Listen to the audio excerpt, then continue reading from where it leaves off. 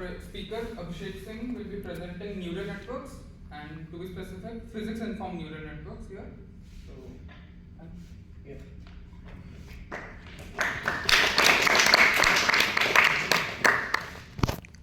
So, welcome you all. We'll be speaking about, recently you must have come across a lot of times AI, ML, yada yada yada. So we'll be trying to discuss what is exactly that. We'll try to learn the basics so that next time whenever you hear about it, you get to understand at least some part of it rather than making it something that is totally different than your stream or something, stream or subject of interest. Yes, that's how you should put it.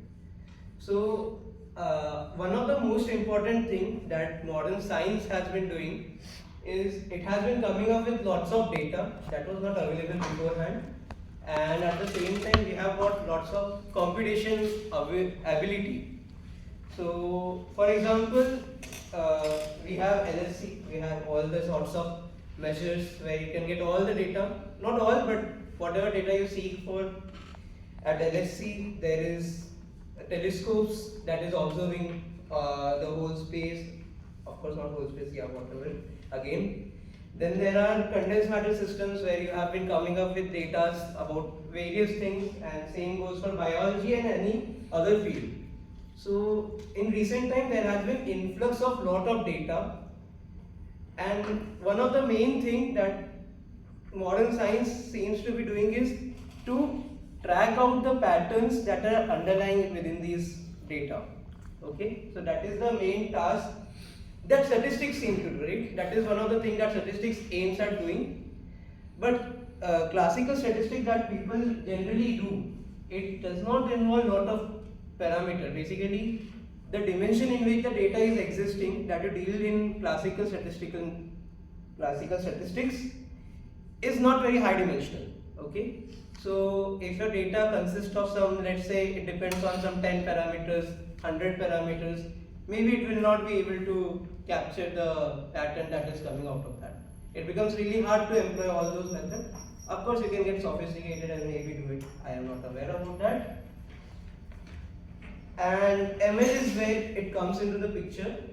So ML, I like to think of it as one of the fancier ways to do statistics. But of course, more importantly, you don't just do statistics out of it. You can do many sorts of things depending on your creativity. So flow of the talk will be something where I introduce some of the problems, why ML and what is ML. Then we'll discuss about something that will lead us to the main content of the talk, that is neural network and its variants. The main content of the talk is variants. I hope to reach there. So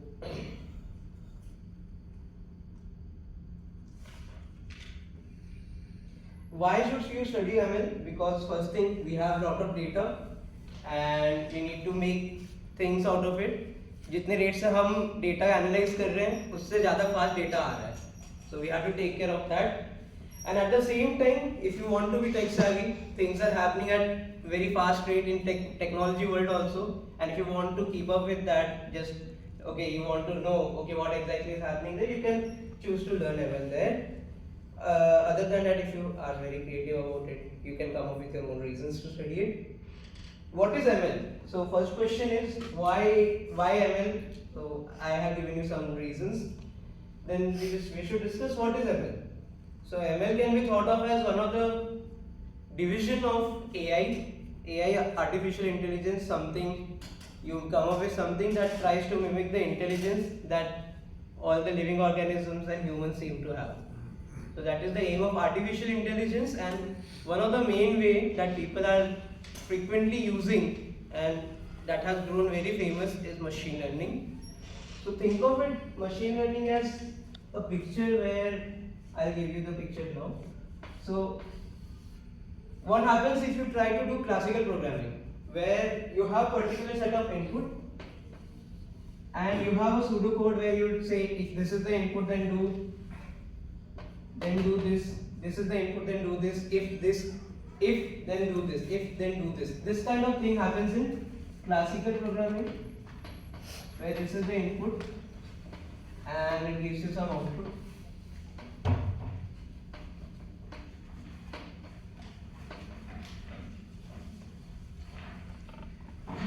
Okay, so input might be related to output in some way, and you know the relationship between them. So you use classical programming there, and you take in the input and form the output. That is how most of the computational tasks are done. But think of machine learning as something that turns this whole thing around. It's a new paradigm totally, where this is some box which takes in input that you have here, and at the same time it will take output, and there are algorithms which won't even need this output. We'll discuss them. So it will take input and output, where I am showing a dotted line to represent something that I'll tell you now, and it gives you the rules that will lead you from the input to the output. It basically comes up with the relationship that exists between them, the input and the output. It might be an approximate relationship, so that is there. Now why have I put a dotted line for the output? So depending on the algorithm, whether you take output, the respective output into your black box or not, you can divide the whole algorithm into two things.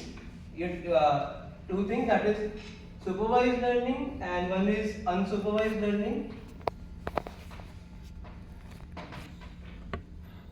And okay. Feel free to stop me whenever you have any problem. Okay. So unsupervised learning, you don't have this output actually. So your main aim is to not know the relationship between the input and the output. Rather, you have nothing of this, and you want to know the relationship that exists between the input itself.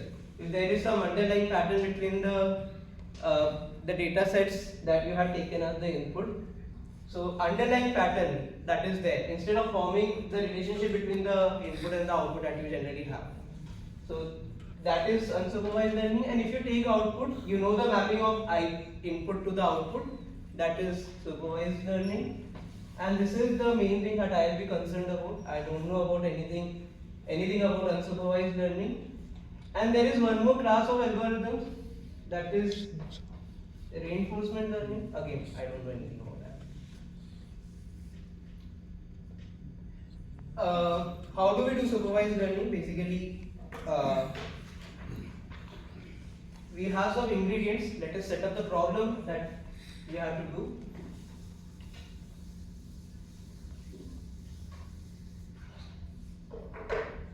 So the ingredients are data set which contains, this is your independent variable and this is your dependent variable. Think of it as some of the experiment that you do in your physics lab, maybe finding out the G value that you did in the first year. So this is the independent variable, and this contains the value that you often use depending on the independent variable. And you have the model.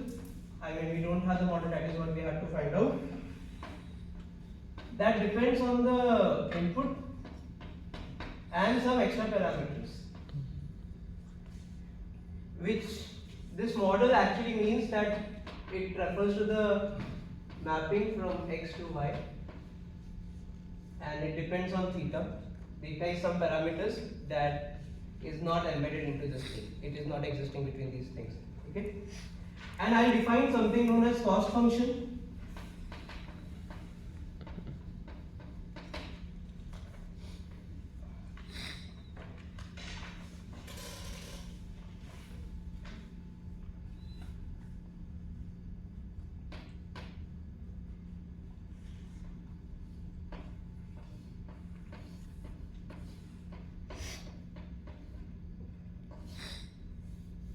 Okay, I'll just change this to small y, where this is the thing that you have. Okay, and this model depends on some parameter where it takes you from input to some other set. Okay, that I'll call capital Y. I'm not claiming anything about the nature of these sets. Okay, this can be anything depending on your problem. You can have vectors into it. You can have numbers into it. It can be functions also. So I'm not characterizing anything about inputs and the output. I'm just saying there exists a relationship between x and y, and this whole thing is also dependent upon some parameter theta. Theta is the thing that I'll try to seek out. And then there is cost function, which is dependent upon both this y and the prediction of this function on x. Okay. So what is cost function representing? Cost function is something which needs to be optimized. Optimized in the sense, if you define some function out of this thing which needs to be optimized, and once you optimize, bam, you have the solution. That is the mapping that I am looking for. This will be the theta, the parameters that I will add along with this x, that will actually lead me to the this thing. So what I am trying to say is optimize C to get the best parameters theta cap such that f of capital X and theta cap is representing your data. So this is how you state mathematically the whole machine learning task. Yes. So is how is theta dependent on, how is f dependent on the theta value? That depends upon your particular algorithm that you are taking. Okay. So all of the things I'll discuss when I introduce one of the algorithms there. So we'll talk about it. Maybe not actually. It doesn't even matter. It takes care of itself. So. Yes. Theta belongs to x or not exactly? Theta is dependent on theta is sorry for this, yeah. Theta is totally different from x and y. Okay. Theta is, think of it as something in parameter space. It is basically okay, wait. Think of f of x theta as member of some class, okay, where you change the theta, you get different members of that class. Does it make sense? So, but the function is from x to y, right? Yeah, function is from x to y. Y I don't know. Okay. Maybe it gets cross some space where theta is not. Oh, that you're saying.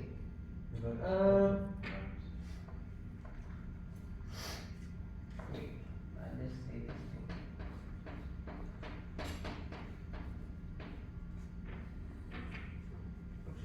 Y depends on theta, what theta you take.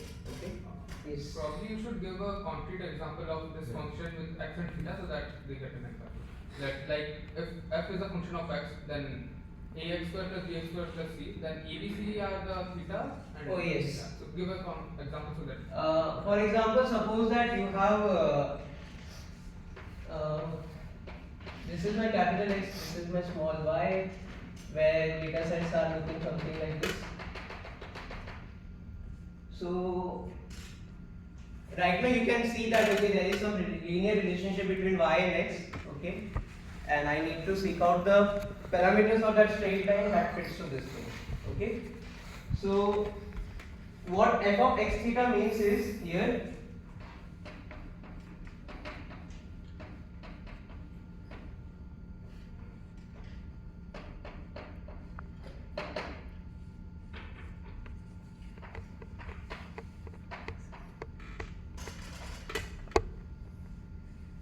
yes. So depending on I mean okay wait.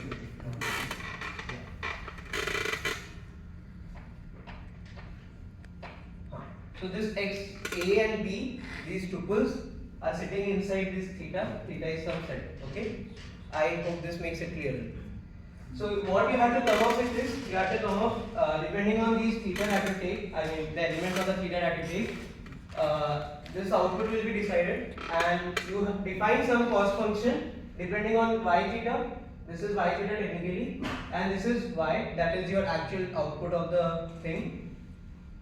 And you optimize this cost function that to optimize this cost function to get optimal a and b, that a of b of which I will call as theta cap. Okay. and when I input this, when I fix this a0 and b0 and put x as the input to that function, I'll get the output. That's how we do it. Okay. But what does it even mean to?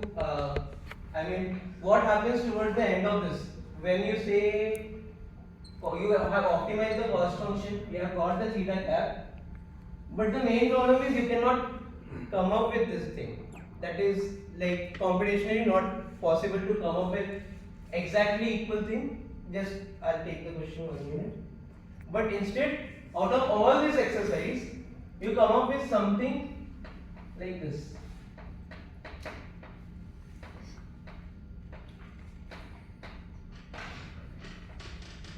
That is representing your data in some approximate sense. What approximation? I'll tell you right now. Yeah. So the cost function kind of measures the deviation between the actual. The cost function is? It kind of measures the deviation between the function. For example, here you can define the cost function to be the least square difference that you generally do. Okay. So it depends. It depends actually what kind of problem you want to solve. You will take the C to be that way. So here, let's say if you take the C to be the mean error between AXI plus B minus Y, and you minimize this. So that's why you will get AI and BI. Okay? Yeah. And I have to come up with something like this. Okay? So it has to be mathematically, in some sense, mathematically be approximate to the thing that I want to define. Okay? I mean, I have to come up with the relationship between X and Y. But I can only come up with something that is approximate. That is my limitation, computational limitation to it. So, how do you even know if you have approximated the function to be something? It will give you the right answer to something that has not been yet observed, that is not present in this X. Main task of all this exercise is to come up with this F such that I'll put another X into it, I'll put another number into the function and get the output of that. That resembles the phenomena that is taking place inside it. That is represented using data. That is my whole task. But since I cannot make it equal, so a natural question should arise. You are just approximating it. How are you so sure that it will give you it will give the right answer also? If you take the X that is not belonging into this category X. Okay, that is the main question that we need to address now. Does it make sense to know? Okay.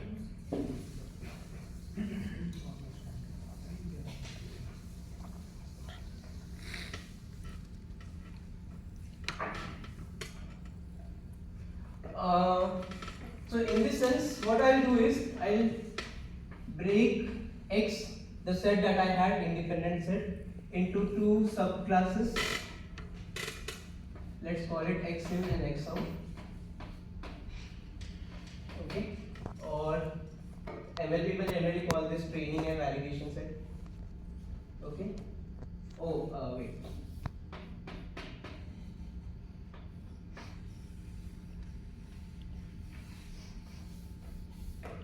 X in, Y in, and X out, Y out. Okay. So maybe you can break the whole data into 30%, 70% into 70% goes into this X in and Y in, and 30% rest of the thing goes into this. You can choose the parameters, okay, in which way you have to break it up. Okay. What I will do is, using this, I'll compute. Okay. From this, I'll define one more thing, that is E, X, Y, and theta cap. That is basically, okay, it gives you the estimate about how far is your actual thing from the approximated thing. Okay, this is the approximation that you have from all this exercise, and this is the actual thing that you had. So this, I define some function e. I am not giving any concrete examples here because it depends on you. How do you want to define it and all? So I am not going to give any concrete examples here. So you define e, that depends on this thing. It has to give you the sense where how far is this thing from here. So when I wrote this approximation, I have to define what this approximation generally means in mathematical sense. So that mathematical sense is being captured by this. Okay. Sorry for the use of mathematics a lot of time, but yeah, I'm not defining anything. That's the problem. So you come up with this e that you define on your own again. That will give you the estimate, and I'll use this function to calculate e out and e in. Okay, so it gives you the estimate about e in gives you the estimate about how far this approximation is for the validation set or the in training set, whatever you want to call. For the training set or the in set, and e out will give you how far is this approximation from x out. Okay. Yeah, one thing. This f is going to be trained, or it is going to be found out using this thing only, and you use the f to compute this e out. Did I confuse you? So Yeah. first of all, can you clarify what do you mean by x in, y in, x out, y out? Like, are there like x in, y in the input set that you're giving it? And Yeah, x in was the input and y was the output that you had from the experiment. Okay. What I did is I have broken up this whole set of x and y. Okay. Maybe think of it like this, where you had this array of x and y. Okay. So you break up this set and use it as x in, y in, and rest of the set you will use as x out, y out. Okay. So why do you do this? Like, what is? Yeah. Why did I do this? So, My whole aim when I do this approximation, how can I be so sure that if I give it some random number that does not belong in this x, okay? What my aim is कि मैंने theta equal to 1, 2, 3, 4, 5 degree पे experiment किया. I want to find out what is the value of y at theta equal to 10 degree. That is what I need to capture. But my whole endeavor does not lead me to equal for something that is equality. It comes up with some approximation only. So I have to come up with some way to confidently say कि the model that I have got or this approximation that I have got works. So I have not yet tell how will I do that. I am leading on to it. Okay. One more question was here, right? Why did I out? I should not call it out basically. It should be validation. Graph अगर draw करोगे तो उसमें ax plus b पढ़ते हैं तो तुम्हारा data के respect में u और v को फाइंड करके लाइन प्लॉट Just some करके notion. डेविएशन देखते हैं. Yeah. For the x and y, can you take just any part of that? बता रहे हैं. Yes, you can take any part of that. I mean, I have taken this thing. You could have taken this too, and किया था मैं वो last you could have time. taken this as even. Rest of the thing as it depends. You have to take it randomly or whatever way you want to. Again, The function itself. sorry. Yes, Will the function itself be different if you take different parts? the f. Yeah. Will be different if you take different things. Yes, that's the whole point. This is coming up with something that is approximation, right? So that is why I am not very sure if you change the x in, then this might change. That's the thing. When you define it when you are just talking about approximation, then these problems creep in that we just talked about. If you change the x in, then f might change. Yeah. Suppose when you experiment and like, the graph is linear, okay. So like we are taking two parts of here, right? So like if we take different parts, the slope of the graph will be different. The two? Like, suppose we're plotting points. Yeah. The slope of the graph for the first part would be a bit different than the second part. Then what do you? If you change the xn and all. Is it what you mean? Yes, that is what I am saying. Generally, you have the noisy data, so that's why you should expect it. Your x is also, the measurement of x is also not very true value, right? So that's why if you change the xn that you use for training, you might get slightly off compared to if you had used some other xn. Okay? Should we take then all the combinations? You take? Yes, maybe you can take all the combination, but how many combination you want to make? Shouldn't we take all the one particular? You can choose this. Okay, I'll come back to the question once I come to the end. Okay, I'll come back to this question. So tell me if I'm getting it wrong. Like you're using the input file to train the whole data. Yes, this input will be used to train this thing, and I'll use that f that I have got from this training to this. So maybe I should use another word for this also. Train, and train. So you train on these things and then do the validation with this thing. Okay. So you get two values out of whole process, that is ETR and eval. I wanted to clarify that at the start of the before this you were telling that in supervised learning, like you give input and the output both. We are not talking about unsupervised learning yet. No, We won't be talking. supervised. This is supervised because you have this thing x and how does it map to y? In supervised you give input and output both, right? Yes, you in supervised you give both of them. Yeah. So what I'm saying is, like, I'm trying to ask is that the input that you're giving in supervised learning, that is you're using it as a training set, and the output which you're giving, that is your validation set. Is No, it like no, that? no, no, It's no. not like that. X and y are both the thing that will be used to train. Because I just told her what does training means, you optimize the C function that I defined. Yeah. And C function is the function of x and y and the theta of the function that you have taken, the parameters of the theta. Okay. So you use both of x and y to train it. Mhm. You get something like this. You have taken xtr and ytr out of that, and you have got the estimate how far this approximation is using etr, and you use the same function into xval and yval to compute eval. Okay, so here is the training process happening, and I use the train function to compute eval out of xval and yval. Okay. Yeah. What is E here? Huh? What is E? E is some estimated function, like, I mean, it just captures how far this is. It can be defined in very different ways depending on your application. It's just your loss function.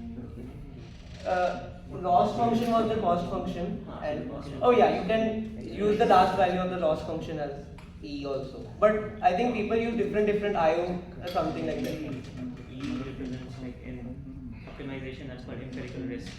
That's why it's called E. But then that is usually what the loss function comes out to be. Yeah. So you are just talking about the last value of the training. Last value of this training. Yeah. Yeah. What kind of risk is like depending on metric, right? Like estimation as you're talking about. What kind of metric? Yes, it depends on you, whatever you want to take. Okay, I have not specified anything here. I am not talking about the nature of x and y. Again, it will depend on the nature of x and y that you have taken. Okay. Yeah.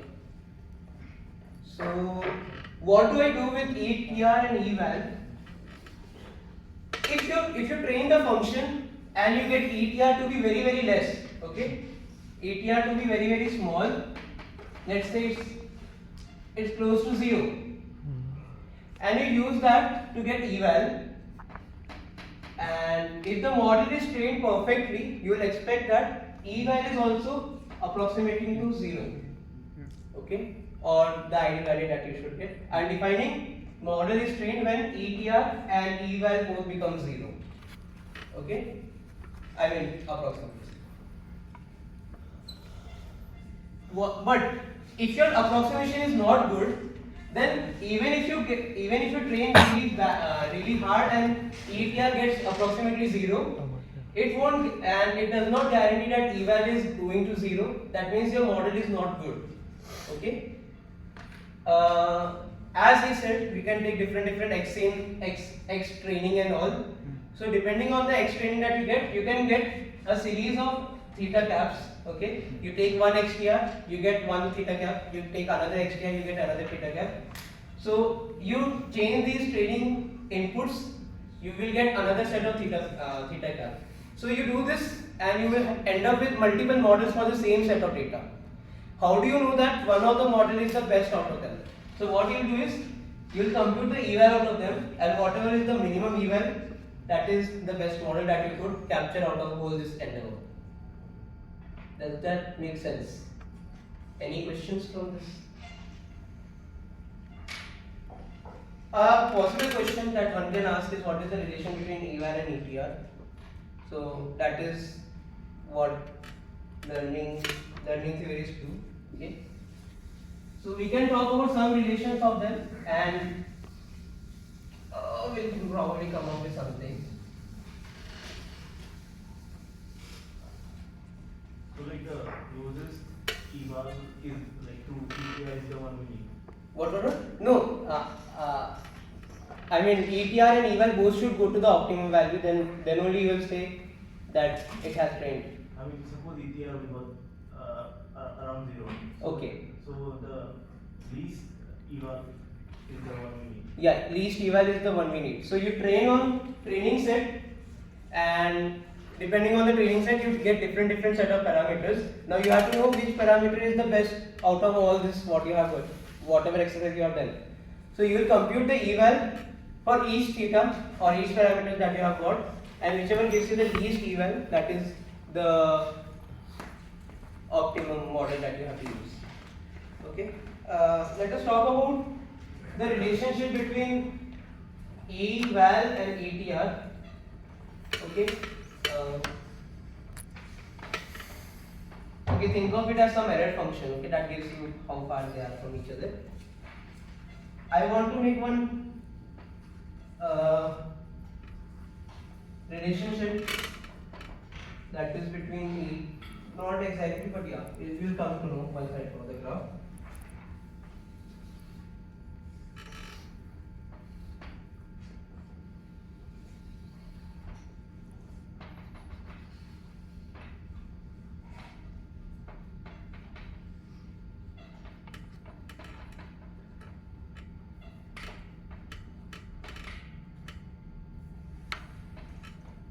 Is it visible at the end? What I have written here and here? Okay. Okay, so in general, you don't have infinite data to train on. If you have more data, so for example, if we talk about this, you have made just 5 measurements out of an experiment. There will be some noise to it. Okay. How do you escape that noise? So you take more and more data. That is why people seek out more and more data from the same set, so that you can get rid of the problem that noise must add to it. Okay.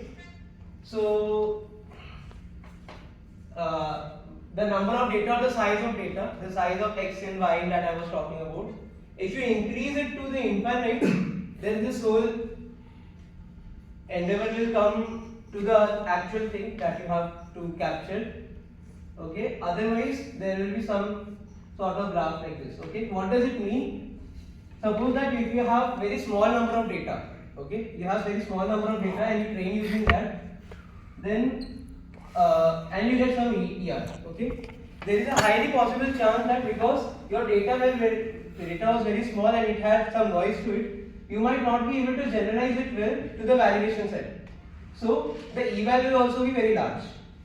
Okay, but if you try to increase the number of data to it, you will be able to reduce eval. Now it is not very apparent why ETR should increase. Okay, but up till now, did you get that eval should decrease? Okay, if you increase the number of data, the noise itself in the data decreases, and you will be better able to make this generalization. Okay. why is this thing increasing? Okay, so how do I motivate this?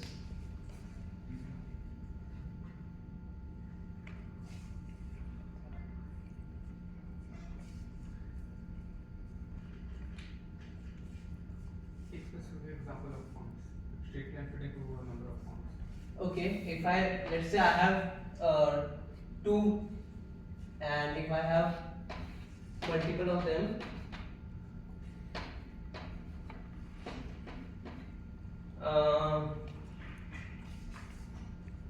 from 2 point you just get a straight line.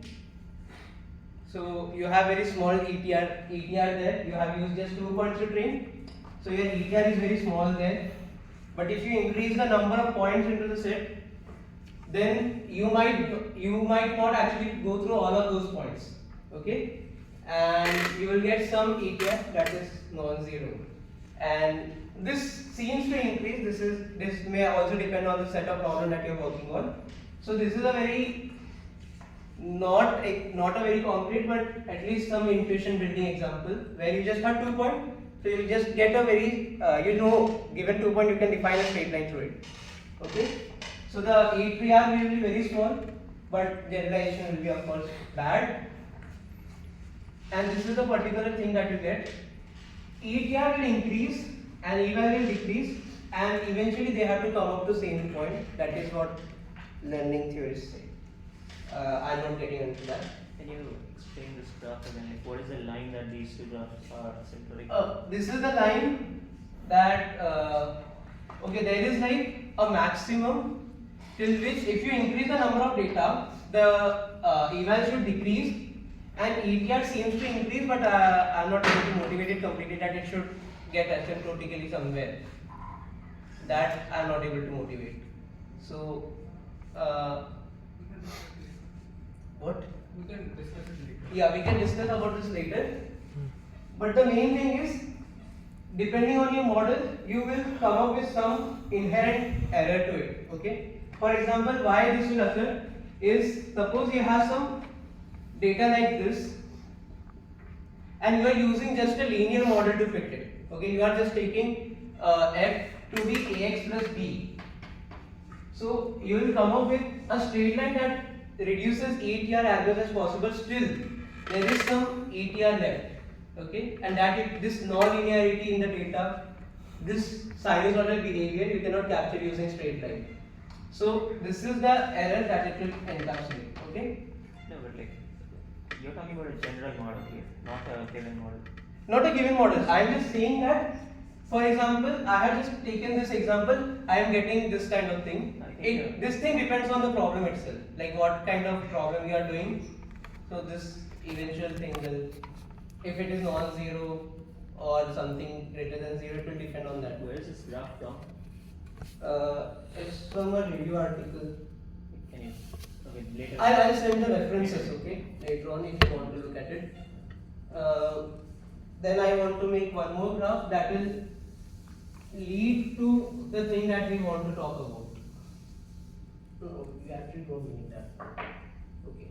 But can Yeah. so like before we discussed that the main aim is to bring the eval and the ETR to as close to 0, but Yeah, the main aim can should be the to bring errors them can as close never as to be- 0. So the ETR can never be 0 then, if we increase the data. If you increase the data, ETR can never be 0, but No, if you so from what I understand, this graph, the idea isn't, it's not about the values on the y-axis. This is just talking about trend. But Yeah. I'm still not sure about the. It's not even not even about conversion. So you're not sure about No, the. I'm just saying I'm not sure about the second graph, the ETR graph. I mean, just a training graph. Oh, Because okay. usually what you see is when you add more training data, it goes down. ETR should go down. Yes, in general the loss goes down. This is like some bias to the system. You have assumed that your data is being captured by some particular model itself. So let's say if you have 10-dimensional data and you are assuming that your data is just dependent upon 5 No, parameters. but you're not doing that in deep learning at all because it's parameterized by theta, which comes from a parameter space, which we don't care about, right? Oh. So in deep learning, I'm not sure this applies, but we'll check. That But this is in general we are talking about machine learning itself. But deep learning is not approximated by like by learning theories. Deep learning it will have to eventually go down. So By that can come with it. But the value in the value don't matter. Then what he's trying to say is basically that when you have more data points, then the validation the will eval drop because will it get has as close to the ETR. Okay. Otherwise, you know. To reduce this ETR, okay, you can introduce some changes into your cost function itself. That is what we call regularization. Again, I don't want to get into that. So that kind of changes you can make to reduce this bias into the system. Okay, not bias. It should be actually eval. You can make it even smaller, but it's fine. Now I will try to discuss about neural networks. That is one of the ways to do this whole supervised learning task. So neural network is motivated by biology, where people in 70s or 80s they wanted to capture how neural network inside our brain works. So they had a particular model where a particular neuron that I represent using this thing, it takes in some input that will be fed from some other neuron, and this is input, yeah. So this is X. It takes it attaches some weight to it and adds some bias to it. Again, we can remove this thing, it's fine. We cannot talk about it ever. So it will multiply it with something. It will multiply the input with some weight, Wx. And then they say that if this input impulse is of particular height, if it is high enough, then it will transmit the values that I'll call y. These are different from the x and y that we have been taking. Okay, I'm introducing a whole new thing here now. And if it is below the certain threshold, it will not pass anything. Okay, it will be some 0. Better I should write it as remove the x. Yeah. So this captures this excitation thing, if excitation crosses some threshold or not.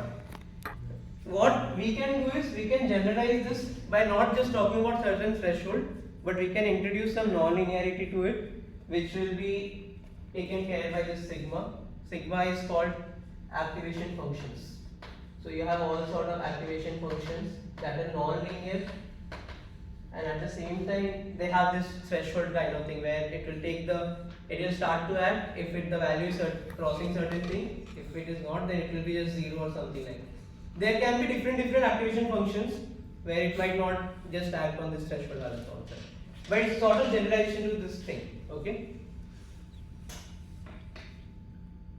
This is neuron, and once you interconnect many of them, you get a neural network of this. So that is the basic idea of neural network.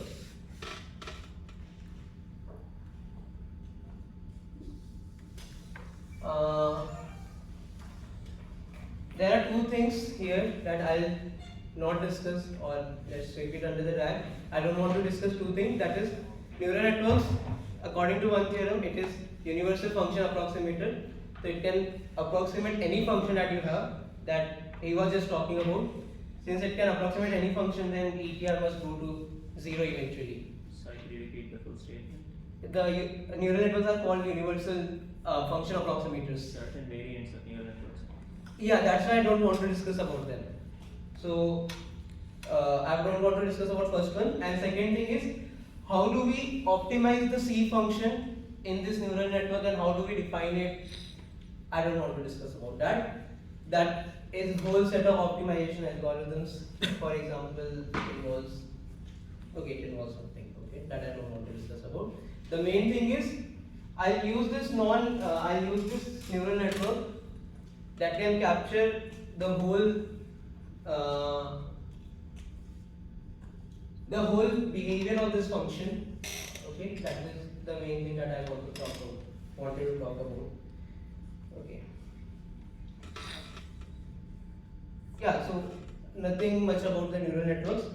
Now, where does this neural network becomes very helpful? Many people have worked on neural networks, and for physics, it's turned out to be very helpful. So, there are two variants that I like to hear short of. Okay.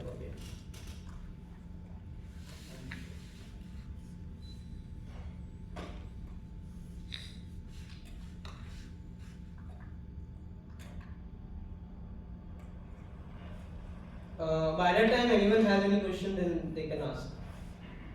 So, neural network is basically when you attach many of these neurons with each other and stack them into some sort of layers, and I'll just show you the picture.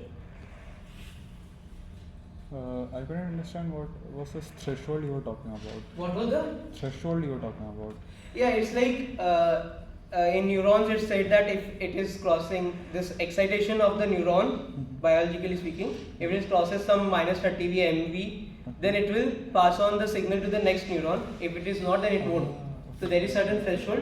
If it crosses the excitation, crosses that threshold. So basically the synapse. Yeah, that is what I. Yeah, yeah, okay. Yeah. Draw step. Nice. I have a question. Yeah.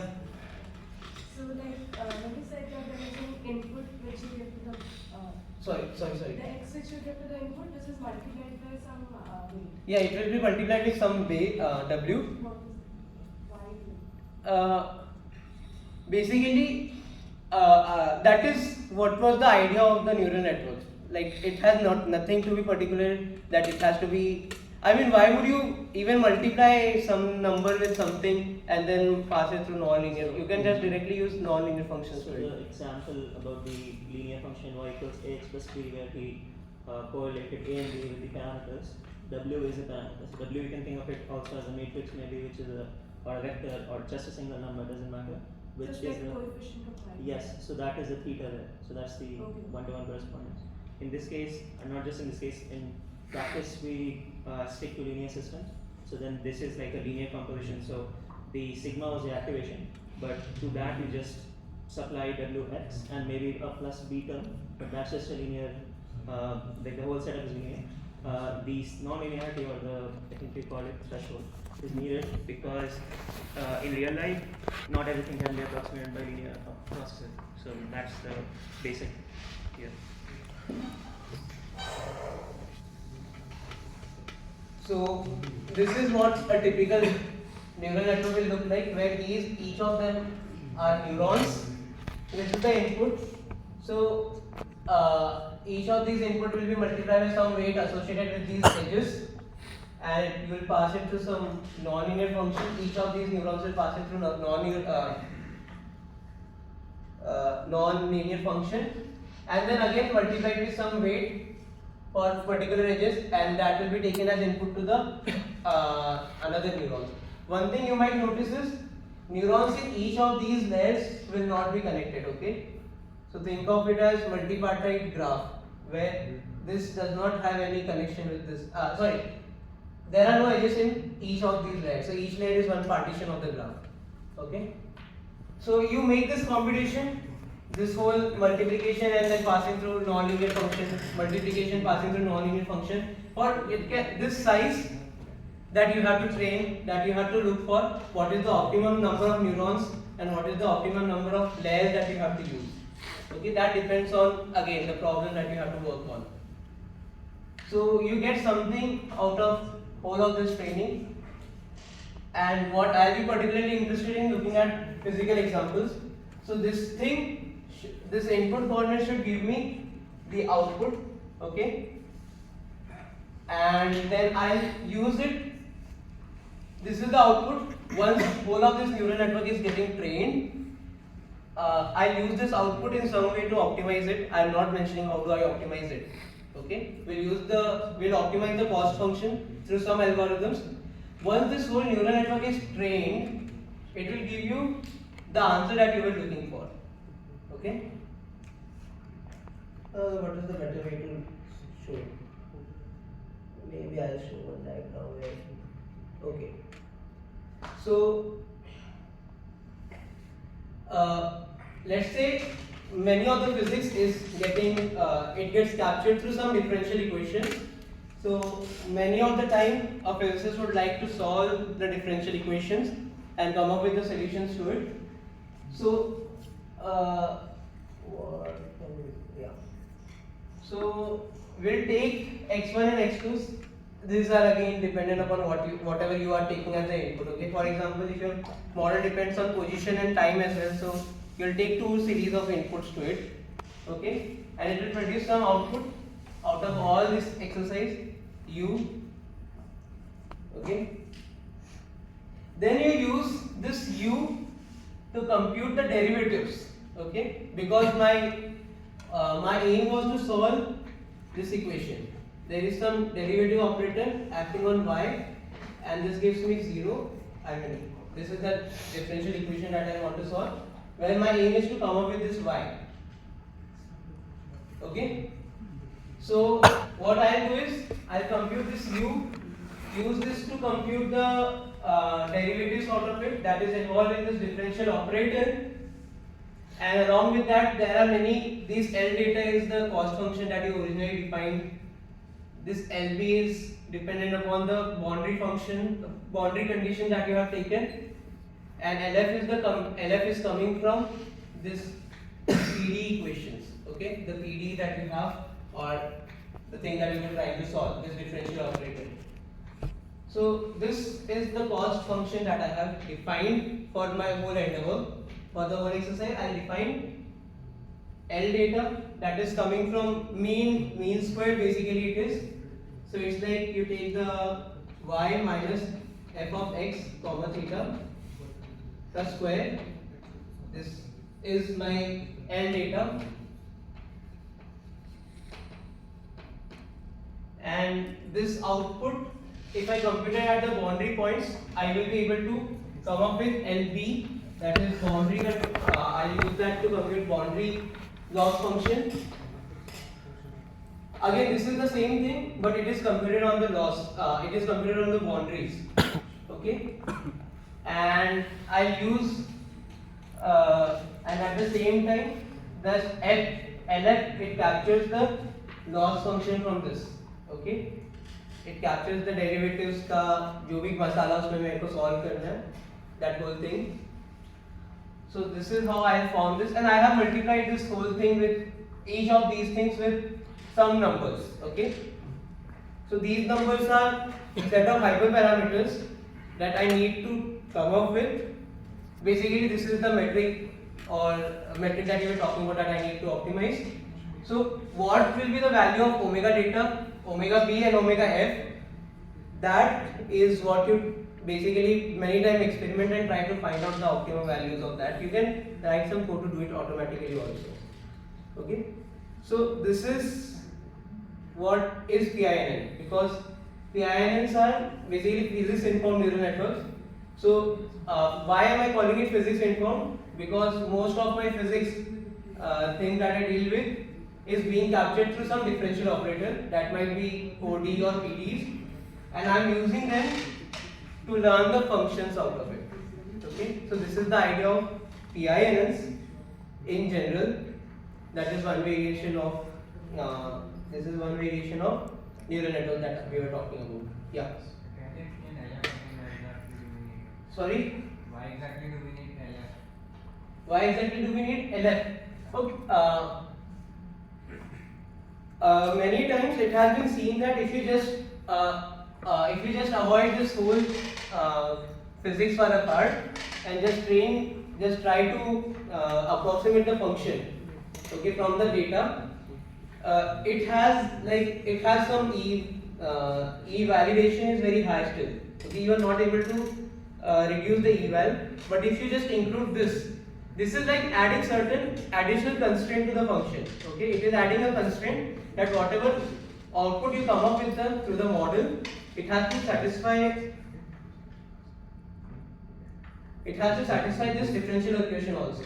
Okay, suppose if you don't have this, suppose you set omega data to be 0, that means LF to be 0, so you don't have this in picture.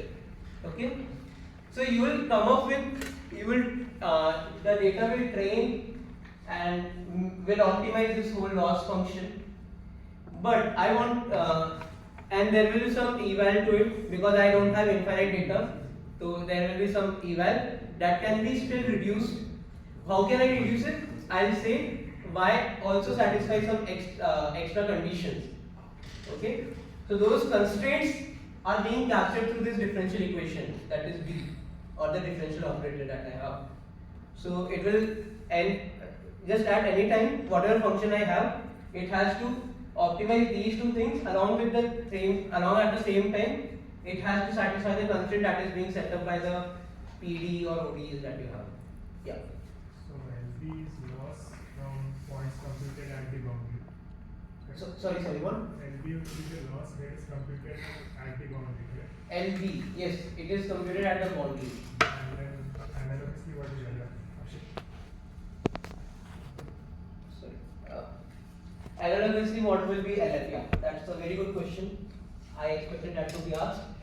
So what you do usually is, suppose that I have the derivative that is being just in x and t. Okay, we'll keep it linear. We'll keep it time dependent for a moment. So we make a mesh out of it and select some points x. Select some points out of this mesh. So this is my x and this is my t. And I have formed a mesh out of it. I have discretized. Basically, I am just talking about these points. Okay. So what I am going to do is, I will compute my functions at these things, and I will use these function evaluation at these points, and from that I will compute the derivatives of it. Okay, like you can take the different ways in which you can compute the derivatives out of a series of points if you have. So you compute the derivatives out of it, and it must evaluate to be 0. So you compute the differential operator at each of these. Let's take an example also, that should be much better to talk about. So let's say we have dy by dx plus c times dy by dt is equals to 0.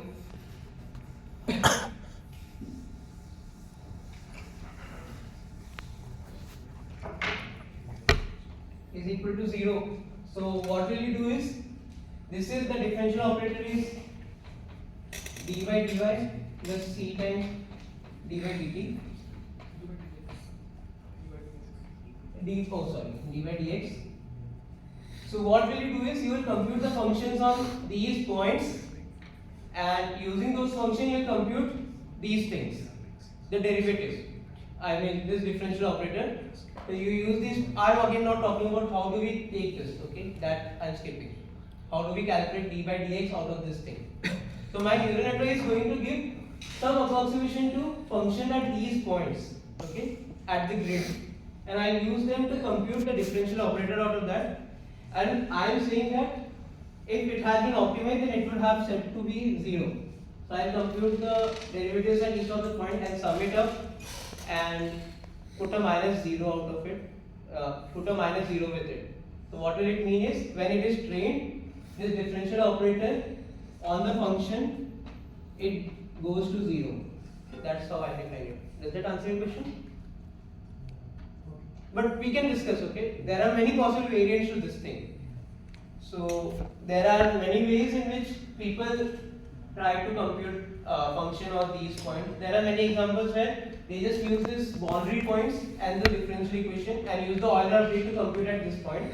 And then that's how you will have y's, and then you will take the derivatives of that thing and it will happen, okay? And I have not talked about how to compute y at these points and the derivatives of it. A lot of things I have not discussed, but I think whatever I have discussed, it must give you some hint how to examine any paper that you see. Okay, I mean not examine, but get some idea out of it what the paper is actually trying to do. Okay, that is the main purpose of this thing. So can I add one thing? Yeah. So if you remove the LF term, so like the omega f LF, then it just becomes standard in a network plane. Yeah. LB is kind of physics informed, but in general that's like the first step. That's like the first step. Yeah. So you can kind of roll LB into, or just the B components into the normal, the data part. So the thing that we talked about here is fine. The intuition behind choosing these, okay, think of it like this. So you have some real world sensor data, let's say. You have some physics model for it. But in real world, the data will be noisy and there could be a lot of other issues. So if you don't include the like some sort of physical intuition in your training process, it's very likely, which he also touched on, that you learn some function which performs well on, let's say, the training data, but it doesn't quite generalize well, which means that it does not perform well on validation data. So just to make sure that your training or your function is going to generalize well, you also include this model, physical model that you already have. Obviously, it's for ideal scenarios and not noisy data, but that in itself, so the physical intuition that you're putting into your model is essentially that the points at which you have your x and y tuples, you can just take those x points, and x can be any dimensional, it doesn't matter here, and then you can try to put it into this differential equation, and then it should satisfy the equal to or tending to 0 constraint, right? So this extra term is just an additional constraint that you're putting on the optimization of this whole process. So this is nothing new. This is like is also done in like standard optimization. It's not new to neural networks, but in this case, since this differential equation corresponds to the dynamics of some physical system, that's why you're calling it physics-informed neural networks. That's all. It's nothing new. Yeah, it's nothing very specific. For example, there are many examples where you need whatever you learn, the vectors that you learn are sparse. That you need just one at one place, and the rest of the things should be 0. For example, who knows one hot encoding and all, so they must know. So you put an additional constraint to it that whatever answer you come up with, it should just have one at one place and rest of them should go to 0. So it's basically like adding constraint to the whole optimization process. This is not my work, okay? I have taken it from person named Ben Mosley, where you have this training at particular points, you're just using that, and the prediction of, you're making predictions out of neural network, where you have not added this constraint, okay, where this differential constraint is not there, and this is dissipative harmonic oscillator, okay. What if you add the differential equation to it? It must satisfy. So at the training step, after some time, it will take the exact solution each. It must be noted that I am just training at these points. These were my T train, and still I am able to generalize it well. Many a time, whenever you learn things from this, it might not be possible that your function is extrapolating well. It might be able to interpolate very well, but getting it to extrapolate to the whole data is a difficult task. So this constraint that you have added due to physics, it ensures to do the extrapolation also good. Okay. These are the examples, but I think we can discuss it later because of the shortage of time. So this is my work where I have tried to solve the advection equation. It's a very simple one. I was learning at that time too. That's why. And this is diffusion. And whatever I had at that time, I was not able to solve wave equation out of that because I was not able to get the parameters exactly what I have to use, the number of neurons and number of layers to get the real thing that I want to get. Okay, so it is really hard to get the parameters done right. Okay, the parameters that are involved in cost function will be taken care by the optimization, but the rest of the thing, the number of neurons, the layer or the activation function that you take, it all depends on you. He was talking about what E is. So again, that depends on you, and depending on the variation of these things, you come up with the best possible thing to represent your data. This is another modification that I wanted to talk about, but it's fine. It's fine. We'll just skip over this thing. Yeah, it's fine.